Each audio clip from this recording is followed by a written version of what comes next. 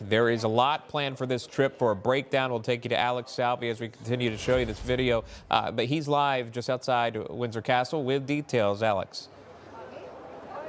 Yeah, Sean and Emma, good morning. We saw those elaborate scenes earlier in the day, but the point of the day that we're at right now is the more intimate, the more personal moments. There won't be live cameras. Maybe we'll get some videos that'll be released after the fact. But right now, President Trump and First Lady Melania are expected to be at the St. George's Chapel. They're going to get a guided tour there. But perhaps something to keep an eye on, too, that's going to be the moment where President Trump and First Lady Melania lay a wreath at the tomb of the late Queen Elizabeth II, someone we know that President Trump very much so had a close connection to. This is the midway point of a day that's filled with that pomp and pageantry that you mentioned, Sean, that really goes unmatched. So we're going to get some updates from the White House as this progresses. But the President and the First Lady arriving this morning to nothing short of a royal welcome, brought by horse-drawn carriage with the Prince and Princess of Wales. A guard of honor assembled on the lawn outside of Windsor Castle as the American and the British national anthems were both being played in a historic trip that marks the first time that a U.S. leader was invited for a second state visit here to the United Kingdom.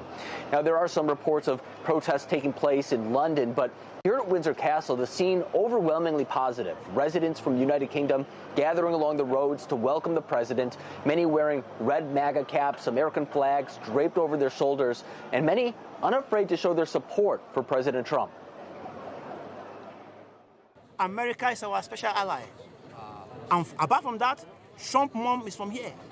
He's back home. He's not coming on services. He's back home to his mom place. I'm here today to show my support for President Trump, who is up against all odds, but is always battling for the people. He's the master black belt of everything at the moment. I had another hat that said Trump was right about everything, but I thought I better not bring that here today. But no, it's just a testament to the fact that he's a man that thinks, he's a man of the people.